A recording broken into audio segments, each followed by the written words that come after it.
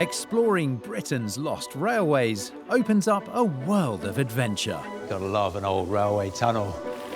Oh, this is spectacular. As an engineer, I love the ambition and scale of the railway age. Oh, beautiful. And there are thousands around Britain who cherish its memory. You missed the last train by about 85 years. Now there are 8,000 miles of forgotten track to discover. Wow, these are giant. And every lost railway has its own story to tell. It's wonderful. This time, I'm following a daredevil railway across the Scottish Highlands. Ooh, look at this. It navigated around mighty mountains This just works so beautifully. and helped engineers burrow deep underneath them. It's hollow. It opened up the riches of Scotland's west coast Very good. and even played a vital role in World War II. This was the epicenter for the Battle of the Atlantic.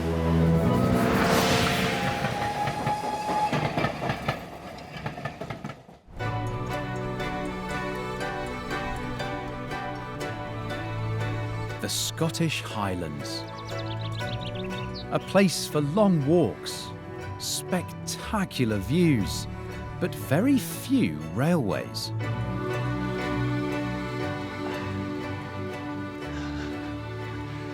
This landscape is breathtaking. I just love it. But 160 years back, this was the stuff of nightmares for the railways. Because here in the Highlands, you've got some of the highest peaks in Britain. Add to that icy rains, heavy snow, and even landslides. But despite all that, for almost exactly a century, there was a railway through here, and it was spectacular.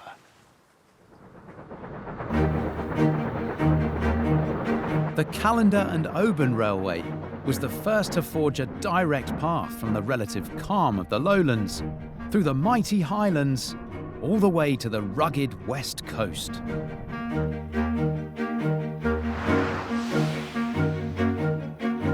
"35 miles north of Glasgow, the line set out from Callander and headed up into the mountains to pick its way across 70 miles of hill and glen before finally arriving in the key west coast town of Oban. The railway took 14 long years to construct, and many doubted it would ever be finished. The truth is, precious little about this line was straightforward. And building the thing was only the first headache. But when it finally opened, it became a lifeline for remote communities and helped rebrand the Highlands as a wild and romantic destination. The small town of Callander has old roots, going right back to the Romans. But when construction of the railway began in 1866, this place earned its title of the Gateway to the Highlands. New hotels and shops were built, as well as a fine station. By 1870, 3 trains a day were departing from here and heading into the mountains. Today, the only surviving remnant is this road bridge, which once crossed the tracks. So, to get my bearings, I'm meeting local historian Charlie Hunter. Hi there. Hello, Charlie. Welcome to Callander. Thank you very much, and thank you for meeting me here. And this is a great vista. I mean, look at that. So out here would have been this, what is now a car park. That's right. That's where the station was. There was an original station slightly further east, but then when they decided to build the line from Callander to Oban, Yes. then they built the new station down here. So let's kind of scroll back then from before the railway was built. Yes. 1860s, this was a time where railways were celebrated. You know, this was big news, big business right across Britain. Yes.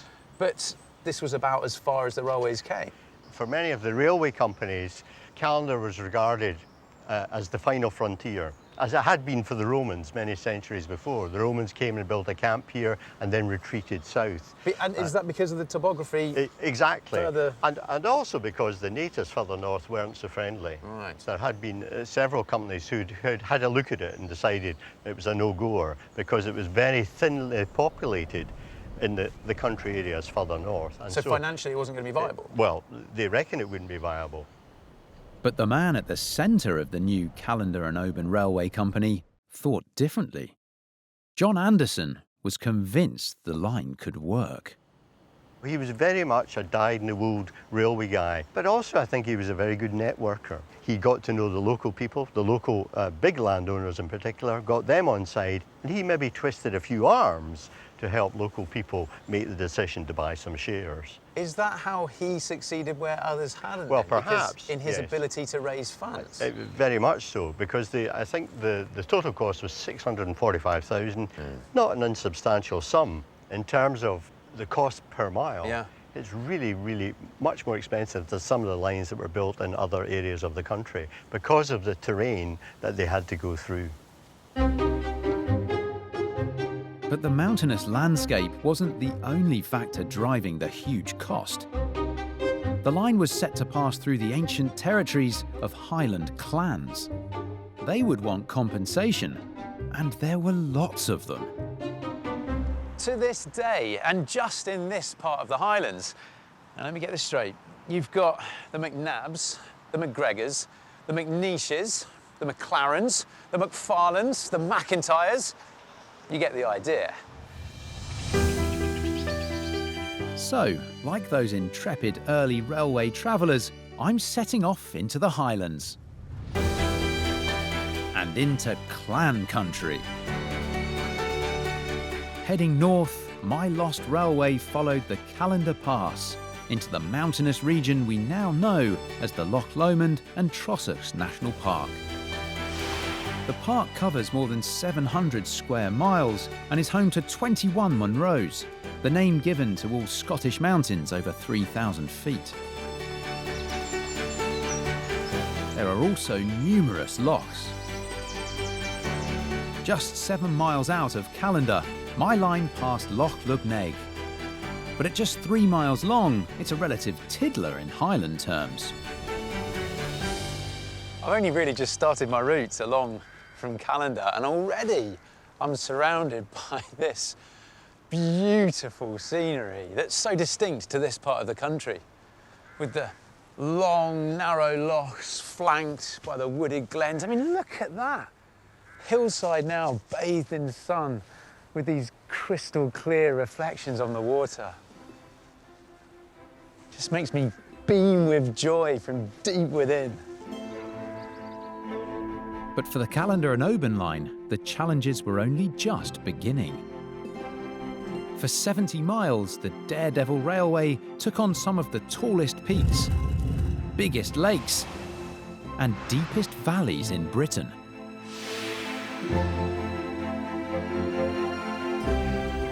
"25 miles in, I'm approaching the steepest, most challenging section of the line. But first, there's ancient clan territory to deal with. This was the stomping ground of Rob Roy.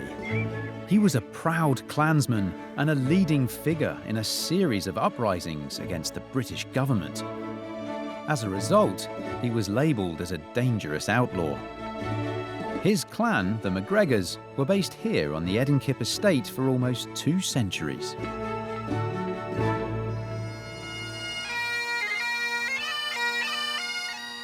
So slap bang on the old line, I'm meeting the clan's current chief, Sir Malcolm McGregor, and his wife, Lady McGregor, also known as TV journalist Fiona Armstrong.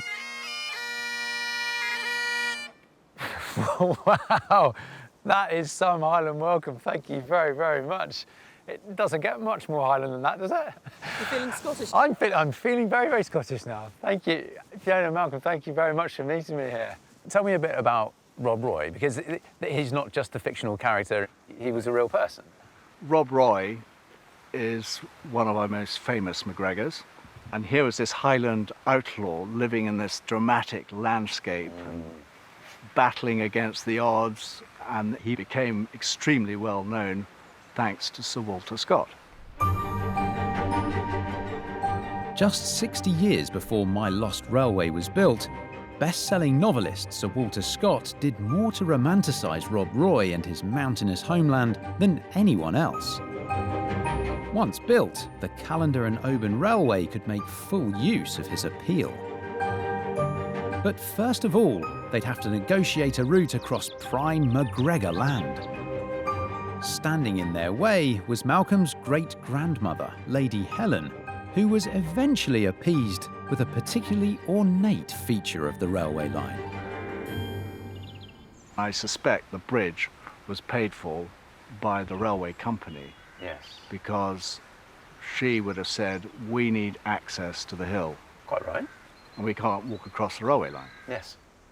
I can imagine they were all part of that Oh yes, I'm sure. tough negotiation. Yes. McGregor women are not to be trifled with, are we? No, you're not. Finally, the line was built, and for almost 100 years, the McGregor family lived side by side with the steam trains, even in the depths of winter. My grandmother, she always used to like to discuss at length what would happen if a train got stuck in the snow Okay.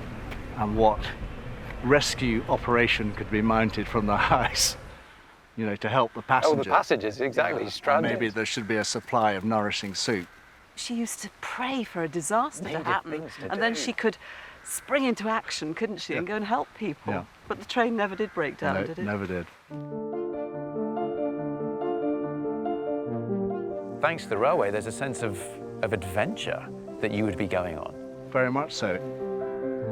With that came piping, Highland games, Kilts. kilts. Everything that had been romanticised by Sir Walter Scott's novels and Rob Roy. Yes. You could come and experience it in the Highlands.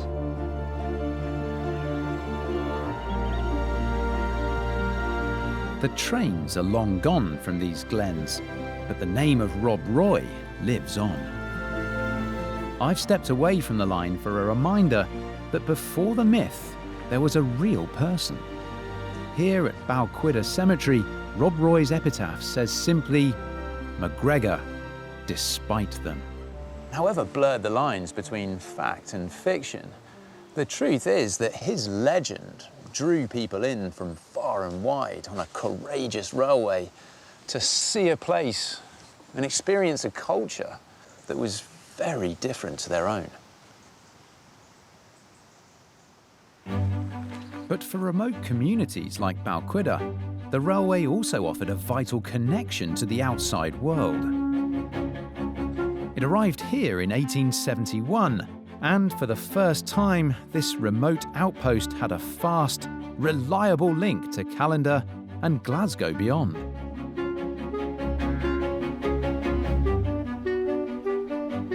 Today, only the station steps and part of a foot tunnel survive.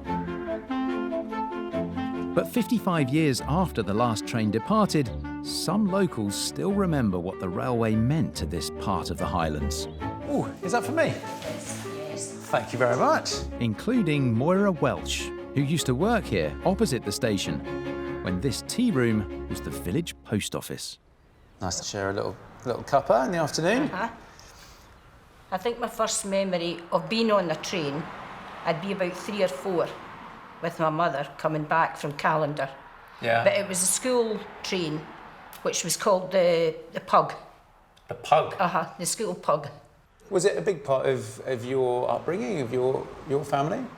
My grandfather was a night watchman on the railway up Glen Ogle. In fact, when the train was going up the glen or down, they would fling 2 or 3 shovelfuls of coal out to the side of the railway, down the banking, fling it out for us. Yeah. So we'd go up and pick up the coal. Yeah, So instead of it was going into the furnace, we just shovel that out the side for the... Uh-huh. That must be quite nice then to hear in the distance. We can hear the trains coming through now. Ooh, there might be a little gift for us in a little while. Would you ever hark for the days of the railway coming back out here? Oh, it would be nice. It would be lovely. Yeah. Because the going up Glen Ogle, the scenery was Fantastic. Yeah. And up Glen Ogle is where I'm headed next. Few stretches of railway in the country have evoked such a sense of drama. It was stunning, but challenging. A 5-mile climb ascending 600 feet. To get up the slope, the engines had to build up a huge head of steam. Everyone ready? So the film crew and I are doing something similar. We've decided to mix things up a bit.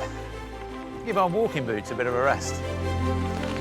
For 3.5 miles up Glen Ogle, the old railway is now a famous path. It's called the Rob Roy Way. This sign here is a good reminder that up on my left-hand side here, I've got this ever-looming, steep, rocky slope.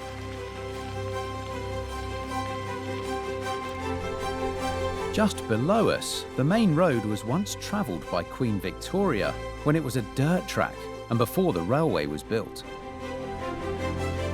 Surveying the splendour of Glen Ogle, she's said to have commented that this was Scotland's version of the notoriously dangerous Khyber Pass.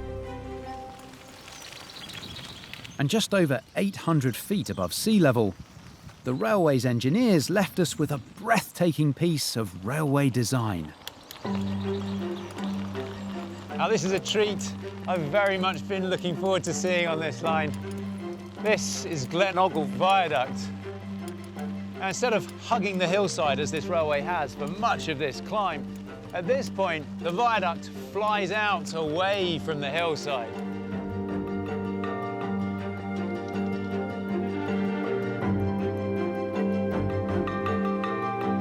The granite structure has 12 arches, runs for 150 yards, and is almost 50 feet tall at its highest point. But it's actually much smaller than the engineers first wanted. Now the original plans for this viaduct was for it to have 20 arches, which I'm presuming would have cut a straight line right across this gully here. And that viaduct, the straight viaduct, would have required much taller arches, much more stonework, especially in the middle of the gully there, right down at the bottom. That's going to be a lot more expensive. And on the other hand, if the railway line hugged the hillside, the curves would be too tight for the trains to get around. So in the end, what we've ended up here with is a bit of a compromise. But that doesn't matter when the result looks like this. It might have been built on the cheap, but the viaduct is a lesson in how to make large-scale engineering fit snugly into its surroundings. The stonework used here adopts a technique called rock facing, and it's a means of dressing the stone to give it a very natural and rugged appearance. And even the white where the calcites come out underneath the arches here matches some of the colouring up on the cliff there. For me, this mix of natural and man-made in this wonderful environment just works so beautifully.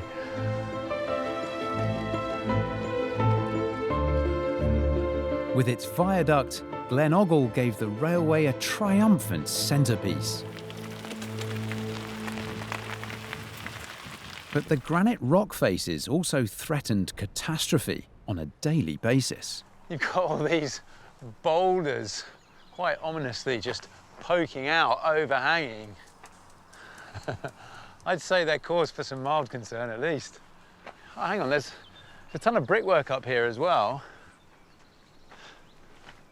I guess it was any solution, any cheap and quick solution they could find to try and stabilise this wall of rock. The mastermind of the railway, John Anderson, was so worried about rockfalls that he invented an ingenious early warning system. Dotted along the line, he set up a network of fences. If a falling rock hit the wires, it would trigger a danger signal which would flip up to warn approaching trains. But when the wind blew, the taut metal wires had a habit of producing a musical hum that carried around the valleys. Locals called the system Anderson's piano, and it helped keep the line operating for some 80 years.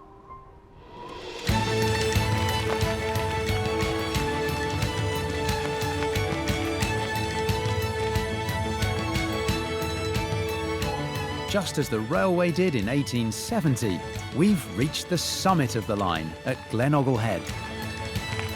This is it. We made it, well done. This is the top. So we are 914 feet above sea level. This is the highest point on the whole line.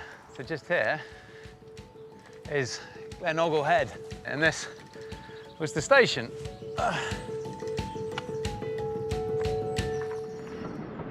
Reaching this point was a triumph for the railway company. But 3 years after Glen Ogle Head station opened, passengers still couldn't travel any further. The costs of construction had been crippling. Now, with the Callander and Oban company on the verge of bankruptcy, to get this line built all the way to Oban, they had a financial mountain to climb. But the unflagging manager, John Anderson, redoubled his efforts to raise money. And after a 3-year wait, the railway continued west for 50 miles, stage by stage through the Grampian Mountains to Oban. Just a couple of miles from Glen Ogle Head, I've reached what would become the starting point for a stirring tale of Highland independence. This is Callander Junction, and there appears to be a little bit of it left. I'm down on where the track bed would have been here, and it was double track coming through the station. So there would have been a platform on this side, which was for trains heading out to the west coast, out to Oban. And then on the other side, which is very lovely to see, definitely got a good platform wall here. This was for trains heading the other way, back towards Callander, where I've just come from. But there was more to this station than just the Callander and Oban Railway.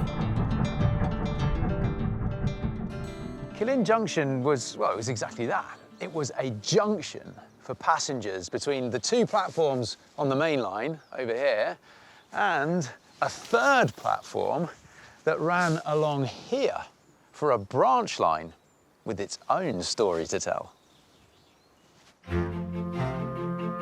This was the beginning of one of Scotland's shortest and most endearingly independent little lines, the Callander Railway.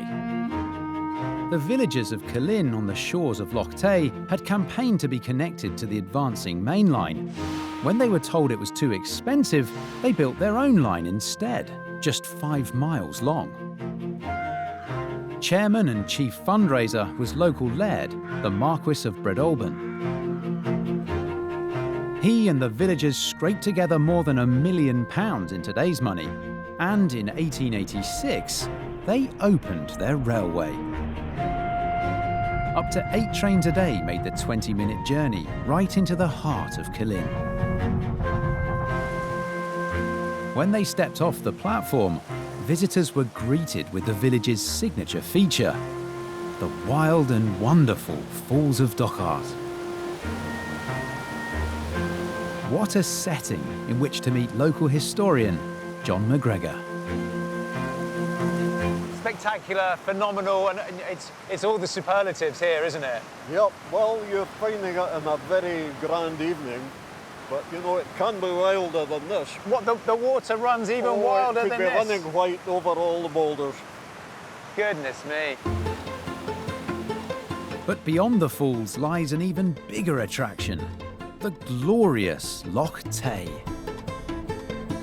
So just half a mile away, a second railway station was built right on the shoreline.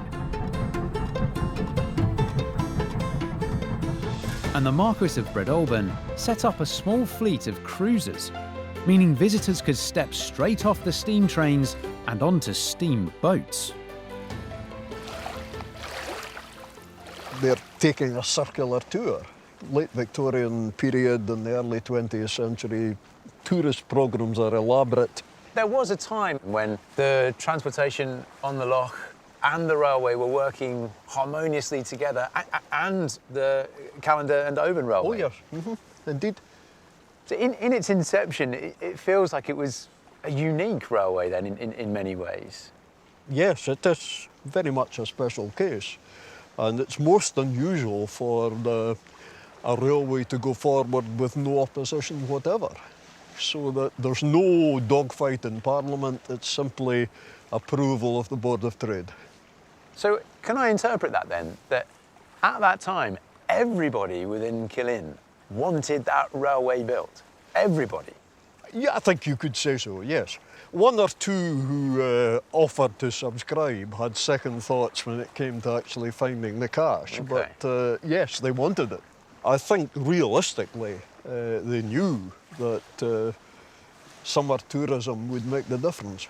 And did it? What was it? Was it a successful line? Well, you're talking about, shall we say, 4 prosperous months and 8 lean months in any given year.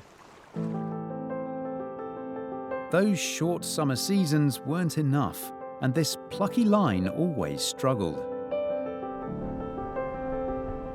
When the Marquis died in 1922, the tiny Killin Railway lost its chief financial backer and had to be absorbed into the main Callander and Oban line.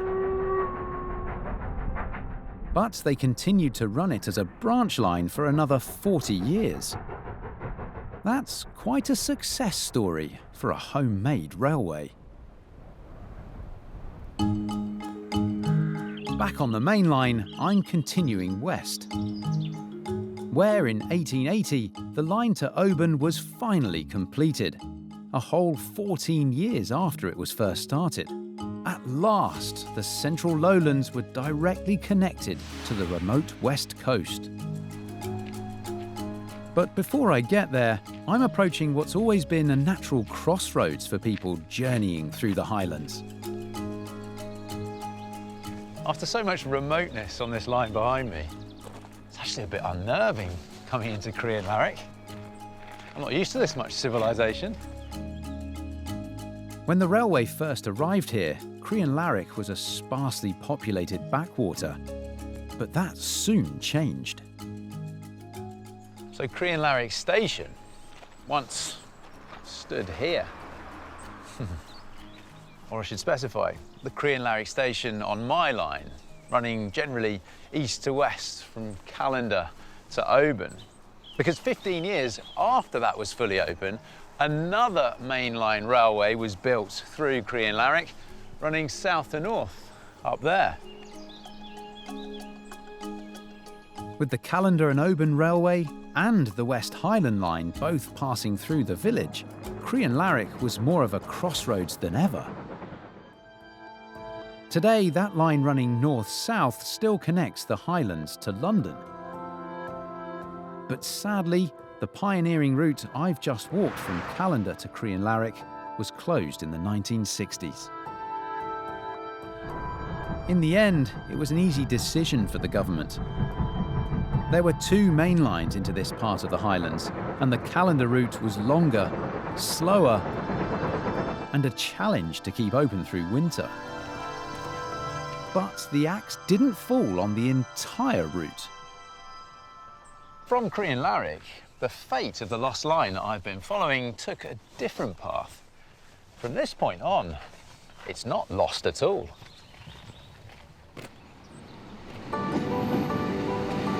The greatest testament to my lost railway was that its final section was kept open.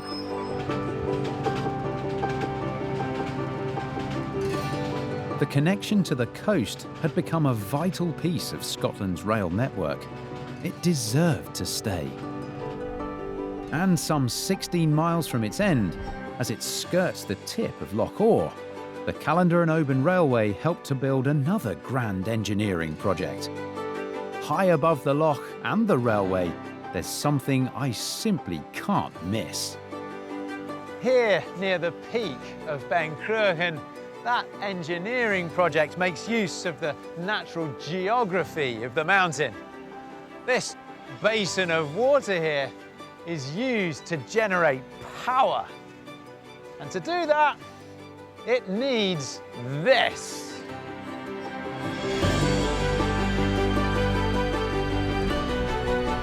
The mighty concrete buttresses of Cruachan Dam hold back more than 10 million cubic meters of water. But the engineering above ground is almost lightweight compared to what's been built deep inside Ben Cruachan. This is the entrance to the heart of the operations. This tunnel's about 1 kilometre long, right into the middle of the mountain. Now you can understand why it's called Hollow Mountain Power Station. It's hollow! The tunnel descends 1,300 feet below the reservoir. I feel like I'm entering a Bond villain's secret base. Look at this! Enormous! Woo. This is the nerve center of a hydroelectric power station. When it opened in 1965, it was the largest of its type in the world. This entire plant and its excavations go down an extra 50 feet beneath where I am here now. And that's where all the machinery and turbines and all the valves and pumps are.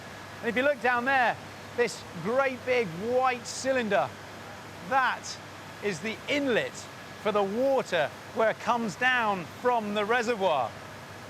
I like to think of this as kind of like an enormous tap with great big hydraulics holding back a huge volume of water that when it opens, it rushes through and generates electricity. This hydroelectric power station is a vital component of the national grid, ensuring there's enough electricity when it's needed the most. Everything is massive. You could fit the Angel of the North inside the machine hall, with room to spare. But incredibly, all this was dug out by hand. In 1959, a team of 1,300 men, nicknamed the Tunnel Tigers, began excavating. It took them 2 years. And once the space was hollowed out, the rock was lined with cement, which was brought in on the railway above. Ian McLean was one of the Tunnel Tigers. What do? They drill into the rock and then blast it. That's how my ears are away today. What was that? What were the conditions like working down here? Terrible. You wouldn't be allowed it today. They use gelignite for blasting.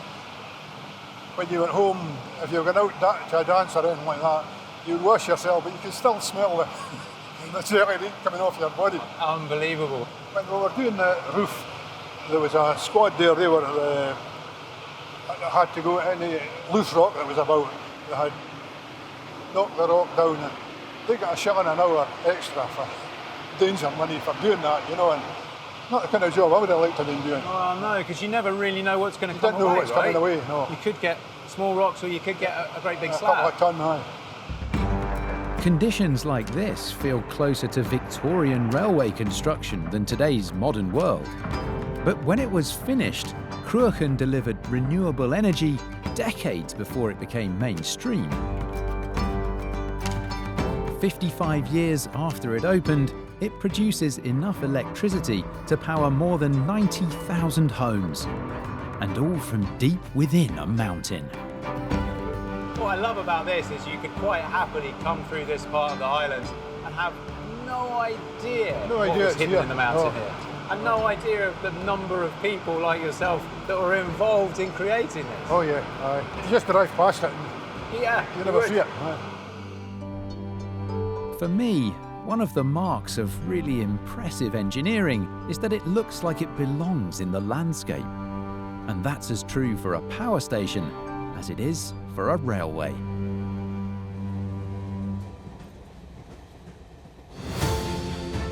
By 1880, and after 14 years of stop-start construction, the Callander and Oban Railway had made it to the west coast. John Anderson, who'd fought tirelessly to build the line, planned to celebrate in style. He invited hundreds of railway employees and their families to Oban's new station for a party. But nothing was straightforward on this line. The train carrying the orchestra got caught in a snowstorm, and Anderson himself was stuck battling a snowdrift at Glen Ogle. The celebrations had to be delayed twice before John Anderson got his party.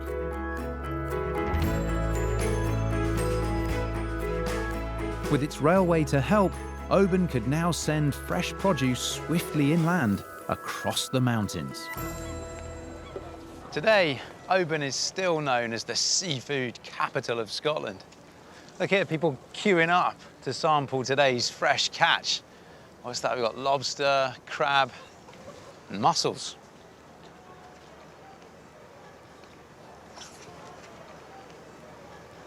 Very good. The railway also brought eager visitors who could take boat trips out to the many islands nearby. And they've never stopped coming. Every summer, the town's small population more than doubles. But back in 1939, Oban's numerous hotels were suddenly transformed for a very urgent role. They were commandeered by the Royal Air Force and Navy, ready for a massive wartime operation. Thousands of troops arrived here on the trains from as far afield as Plymouth at the other end of the country. And huge amounts of military equipment and supplies also arrived here on the railways. This was the beginning of the Battle of the Atlantic, the longest-running military operation of the war. Britain relied on shipments of food and equipment coming in from across the ocean, but determined to block or destroy those shipments were the German U-boats. It was the railway that meant the British forces chose Oban as their strategic base to tackle the U-boats wreaking havoc just miles offshore. U-boats would lie in wait, hidden beneath the surface for convoys of ships approaching the islands off Oban. They were so deadly that as early as 1940, Britain was in danger of being starved out of the war. But the Allies would take the fight to the U-boat. To spot the enemy and protect the convoys, Oban became a base for flying boats, planes that could take off and land on water.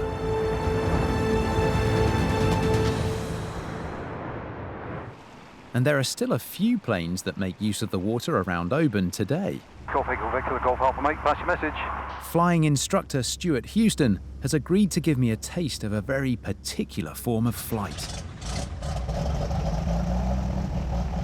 One of the issues with takeoff is a phenomenon called porpoising, where the nose of the aeroplane rises and falls and rises and falls. And if it's left unchecked, the aeroplane will either throw itself into the air and stall back onto the surface or nose over. You ready for a takeoff, Rob? Oh, yes, please. Okay, let's see what we get.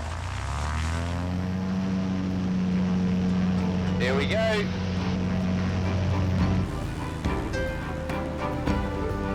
Stuart has to be part pilot, part sailor, acutely aware of what both wind and waves are doing. Just the porpoising. Oh yeah, you can feel it. It's got the dip up and down, up and down. Yep, so just pull the stick back and that stops it. Now we've got some speed. Come on. Fantastic. Great work, Stuart. We're away.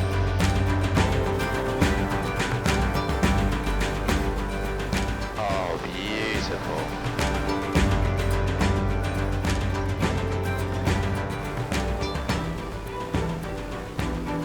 From up here, it's clear why Oban was an ideal base for the flying boats.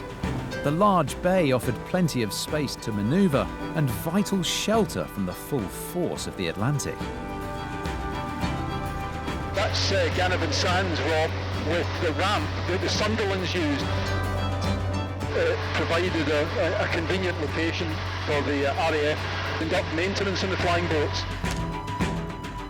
The massive Sunderlands were crewed by 10 men and capable of staying in the air for 14 hours at a time. We're now directly above the Sound of Mull. And those convoys of Allied ships and boats would have been directly beneath me here, carrying vital supplies for the war effort. So it's imperative that the seaplanes can protect them from the German U-boats. Imagine doing this in low clouds, blowing winds, snow, the aeroplane covered in ice. And then once you get out there, latterly the U-boats were equipped with guns so they could shoot back. Yeah. I just can't imagine what it must have been like for young men to operate flying boats in those conditions. Because the young aircrews were fighting an enemy that could hide deep underwater, they needed bombs that could reach them. The flying boats were armed with weapons called depth charges. And these were a form of bomb that were dropped from underneath the wings of the aircraft. And when they were dropped, they'd hit the water head on to avoid breaking up, and then sink to a depth of about 30 feet before exploding. Hopefully near a German submarine. By the middle of 1943, the brave crews and their flying boats had helped turn the tide in the Battle of the Atlantic. But the long campaign took its toll. 122 men flying from Oban lost their lives. What do we think, Stuart? It will feel quite rough, Rob. Okay. Here we go. One of the most dangerous parts of any mission was landing on water.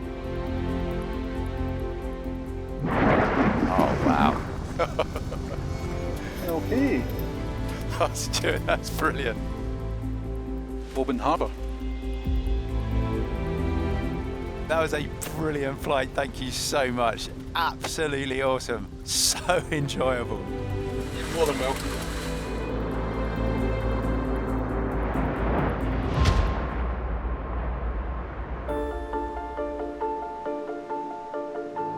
What a way to bring my Scottish adventure to a close.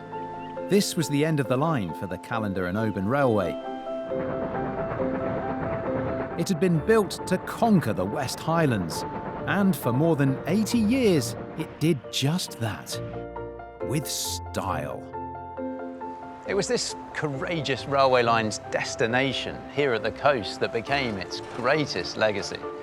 I mean, Oban was always an important town because of its relationship with the sea. But once it had connections through the mountains by land, out to the rest of Scotland and beyond, with hordes of tourists and bountiful supplies of fish, Oban was finally able to thrive. It even helped beat the Nazis in the Atlantic. And it's our railway line we have to thank for that.